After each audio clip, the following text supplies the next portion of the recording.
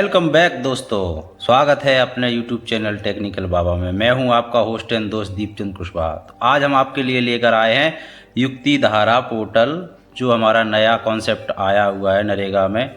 यानी हमारी प्लानिंग करने के लिए एक नया सॉफ्ट भुवन इसरो द्वारा इसको बनाया गया है।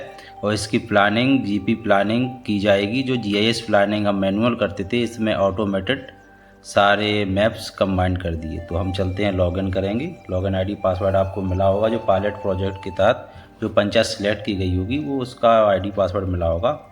इसका कैप्चा डाल के लॉगिन कर लेंगे। लॉगिन करते ही हमारा ये डैशबोर्ड खुल जाएगा। इस पर हम देखेंगे डिस्ट्रिक्ट ब्लॉक आ रहा है हमारा। ग्राम पंचायत कौन सी है? अहिरवानपुर आ रही है।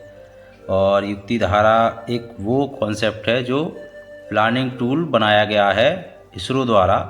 और सैटेलाइट इमेज और डाटा जो हमारे थ्रेमेटिक्स मैप्स थे जो इसमें इनबिल्ड हैं, तो इसका हम यूज करके सारी प्लानिंग करेंगे। तो प्लानिंग करने के लिए click here to start planning करते हैं। पर उससे पहले हम इसका इंट्रो देख लेते हैं कि क्या क्या इसमें फैसिलिटीज़ दी गई हैं।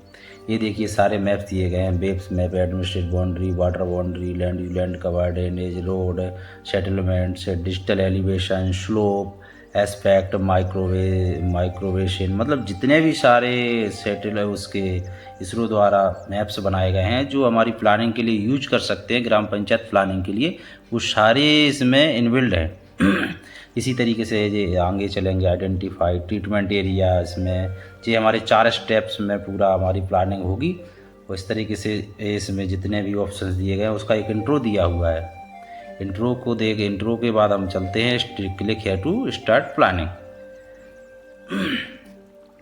प्लानिंग स्टार्ट क्लिक करते ही आप पहुंच जाएंगे अपनी ग्राम पंचायत की बाउंड्री पर। हाँ, ये ग्राम पंचायत की बाउंड्री करेक्ट हो सकती है या इनकरेक्ट थोड़ा बहुत हो सकता है, क्योंकि अभी प्रॉपरली पंचायत की बाउंड्री एक्चुअल इस पर इम्पोज नहीं की गई है। जो अपलोड की गई है गलत की गई है, तो गलत ही आ रही है।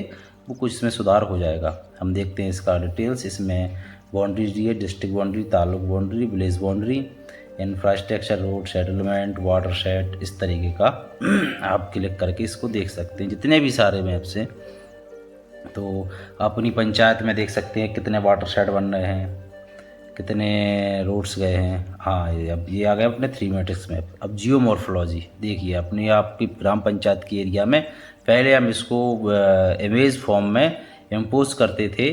ये आपको ऑटोमेटेड ही आपकी ग्राम पंचायत में आ जाता है। आपकी ग्राम पंचायत के एरिया में जियोमॉर्फोलॉजी का किस तरह का स्टेटा, किस तरह का फॉर्म है, इससे आप देख सकते हैं। एरिया डिफाइन कर सकते हैं।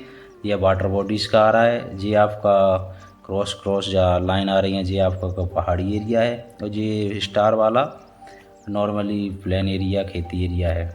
इस तरीके से हम सारे थ्रीमेटिक्स का यूज़ करके अपनी ग्राम पंचायत में क्या क्या है, ग्राम पंचायत में किस किस तरह का स्टेटा है, ग्राम पंचायत में कितना एरिया हमारा वेस्ट लैंड का है, इस तरीके का हम सारा देख सकते हैं। ये लीजेंड खुल जाता है यहाँ से। इसको लीजेंड को हाइड कर देंगे, लीजेंड हाइड हो जाता है।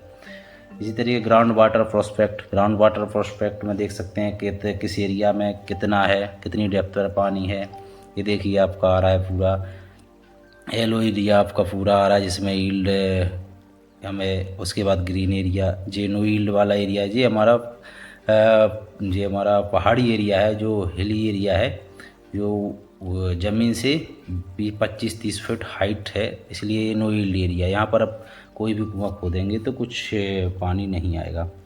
ये इसका कुएं के लिए बहुत ही उपयोगी है। इसमें ईल्ड आती है कि कितने गहराई पर कितनी ईल्ड प्राप्त होगी। ये हमारा डाटा, कई सालों का डाटा का एवरेज इसमें शो करता है। तो इस तरह से हम अब सारे ऑप्शंस का यूज करके लीजेंड देख के हम एनालाइज कर सकते हैं हमारा जीपी का साउथ एरिया कैसा है, वेस्ट एरिया कैसा है, सेंट्रल एरिया कैसा है, या हमारा जो इमेज में जो दिख रहा है, जो इमेजरी में जो एरिया दिखता है, तो हम उसको आइडेंटिफाई कर सकते हैं हर एक ऑप्शन से। Land cover. अब इसके बाद चलते हैं, बहुत से अदर्स लेयर्स में ड्रेनेज कितने नाले गए हैं वो देख सकते हैं, कहाँ कहाँ से गए हैं नाले, ये देख सकते हैं।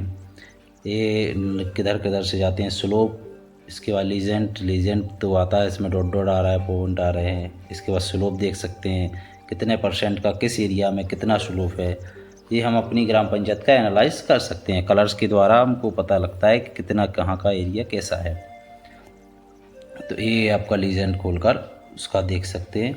ये सारे टूल्स का यूज करके हमने जो GIS प्लानिंग की थी, जो बहुत ही मैनुअल और बहुत ही टाइम वेस्ट जो प्रोसेस थी, वो यहाँ बहुत ही आसान हो गई है, बहुत ही आसान। ये देखिए हमारे जियो मनरेगा के ऑप्शंस भी आते हैं। जितने भी ये वाले ऑप्शंस हम GIS प्लानिंग में ला नहीं सकते थे, जो इसमें आ चुके हैं कि आप एक क्लिक पर किसी भी पुराने स्ट्रक्चर का जियो टैगिंग देख सकते हैं। अब आ जाइए लिस्ट ऑफ एक्टिविटीज़। ये लिस्ट ऑफ एक्टिविटीज़ ये हमारे 260 काम हैं, 267 काम जो भी हैं परमिशिबल काम है जो भारत सरकार द्वारा मनरेगा में, उनकी लिस्ट है और उनकी कैटेगरीज़ है। तो सही कैटेगरी क्या है, और कम्युनिटी के लिए क्या कैटेगरी सिलेक्ट करना है, सब कैटेगरी क्या सिलेक्ट करना है, इसकी पूरी लिस्ट दी गई है ये PDF फॉर्म में।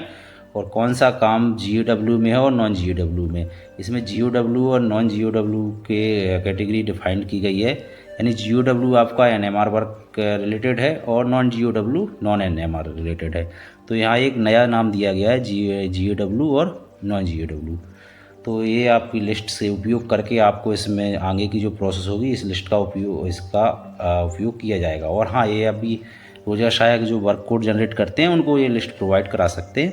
इस लिस्ट के जरिए ही वर्क कोड जनरेट करते समय सही कैटेगरी और सही सब कैटेगरी उस पर सेलेक्ट कर सकें। ये बहुत ही उपयोगी लिस्ट है। इसके बाद हम चलते हैं, देखते हैं अपलोडेड रेजोल्यूशन, यानी यहाँ हमको ग्राम पंचायत का प्रस्ताव अपलोड करना है। जो भी हमारी SOP तैयार हुई है ग्राम सभा द्वारा, जो भी पूरे साल की कार्य योजना बनाई गई है उसका प्रस्ताव और उसकी एक CSV फाइल 2 बनाई जाएंगी। तो इस पर हम प्रस्ताव अपलोड करेंगे कि ग्राम पंचायत का प्रस्ताव अपलोड कर के इसके बाद जो फर्स्ट स्टेप्स है जिसमें हम सारे इंट्रो करेंगे, सारे ऑप्शंस का इंट्रो करके सारे ऑप्शंस को अपना एनालाइज करेंगे ग्राम पंचायत के एरिया को, कि हमारी ग्राम पंचायत में क्या आवश्यकता है, हमारे ग्राम पंचायत के किस एरिया में किस तरह के कार्यों की आवश्यकता है। जी हम सारे ऑप्शंस का यूज करके और एनालाइज करेंगे। प्रस्ताव अपलोड करने के बाद हम इसको नेक्स्ट कर देंगे, तो नेक्स्ट सेकंड ऑप्शंस पे आ जाएंगे। सेकंड ऑप्शंस पे हमको जाते ही फिर हम इसमें एक्टिविटी ऐड करेंगे। एक्टिविटी ऐड करने से पहले हम अपनी एक एक्सेल शीट बना लेंगे, जितने भी हमारी SOP है तो उसको कैटेगरी GOW और नॉन GOW यदि लॉन्गिट्यूड टू लैटिट्यूड हो तो अच्छा है, जो आगे की प्लानिंग में काम आएंगे। अच्छा नहीं होना ही चाहिए, जिससे प्लानिंग में आसानी होगी। तो इससे हमको इतने तक कैटेगरीज वाइज पता लग जाएगा GOW के हमारे कितने काम लिए गए हैं SOP में और नॉन GOW के कितने लिए गए हैं। अब GOW का एक वर्ग जोड़ते हैं, ये GOW का एक वर्ग जोड़ने के लिए हम कैटेगरी सब कैटेगरी सिलेक्ट करते जाएंगे। यदि आप इस सिलेक्ट कैटेगरी को सही नहीं कर सकते हैं तो आप PDF फॉर्म का यूज़ करके सही कैटेगरी सिलेक्ट करेंगे, क्योंकि जब जो सही कैटेगरी सिलेक्ट करेंगे तभी फाइनल आपका वर्क टाइप के सिलेक्शन सही आएगा। जैसे इसमें हमने एक तालाब के लिए साइट सिलेक्शन की है, तो वही public work, water conservation, community work और उसके बाद पॉन्ड्स के बाद हमारा आ गया construction of community harvesting ponds. ये हमारी एक ऐड कैटेगरी हो जाएगी, ये हमारी एक कैटेगरी बन गई है। यानी हम जितने भी अब तालाब के कार्य लेंगे इसी कैटेगरी के अंदर वो मार्क किए जाएंगे या प्रपोज किए जाएंगे। तो ये हमारी एक कैटेगरी का काम है। कैटेगरी मतलब कितने कैटेगरी के कार्य, तो हमारा ये पॉइंट कैटेगरी हो गई है। नेक्स्ट कैटेगरी हम देखते हैं कौन सी कैटेगरी हम पढ़ते हैं। नेक्स्ट कैटेगरी करें open well recharge. Next category हम ओपन वेल रिचार्ज की, तो पब्लिक वर्क डिपार्टमेंट। इसके बाद आएंगे वाटर कंजर्वेशन। नहीं, गलत लैंड यूज में नहीं है, मैं थोड़ा कंफ्यूज था उस टाइम, तो मैं ये बाद में आपको बता रहा हूँ। ये मैं गलत सिलेक्शन कर रहा था, फिर इसको सही किया। Water conservation, okay. इसके बाद हम करेंगे कम्युनिटी वाला है तो कम्युनिटी, इंडिविजुअल है तो इंडिविजुअल। तो हम सही ऑप्शंस कैसे सेलेक्ट करेंगे, ये हम PDF फॉर्म में जो बाद परमिशिबल वर्क की लिस्ट दी गई है उसका यूज करके हम इसको करेंगे। ये आ गया, देखो वाटर एब्जॉर्प्शन ट्रेंच। अच्छा, वो हमारा गलत हो रहा था तो हमने वीडियो कट कर दिया हमने। ये फिर कंटू ट्रेंच का एक एक्टिविटी ऐड की है वो रिकॉर्ड नहीं कर सका मैं। तो ये कंटू ट्रेंच की ये एक एक्टिविटी ऐड हो गई है। इसके बाद हम चलते हैं फार्म पॉन्ड की। इसी तरीके से अलग अलग कैटेगरी, फार्म पॉन्ड की कैटेगरी होगी तो सारे फार्म पॉन्ड इसी में आएंगे। एक कैटेगरी ऐड होगी, एक एक्टिविटी ऐड होगी और उसी एक्टिविटी के अंदर सारे फार्म पॉन्ड आएंगे। एक कंटू ट्रेंच की एक्टिविटी ऐड होगी तो सारे कंटू ट्रेंच उसी एक्टिविटी के अंतर्गत आएंगे। एक सोकपिट की एक्टिविटी ऐड होगी तो उसी सोकपिट की एक्टिविटी में सारे वर्क आएंगे उसमें।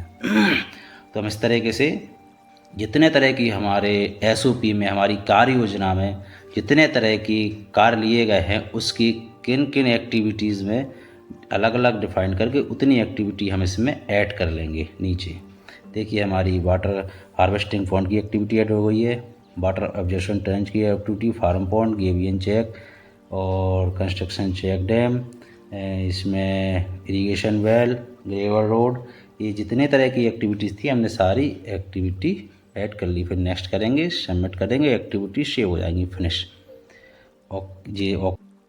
एक्टिविटी सेव होने के बाद ये पार्ट 1 युक्ति धारा का वीडियो अब यहीं ख़त्म करते हैं क्योंकि ज़्यादा लंबा हो जाएगा।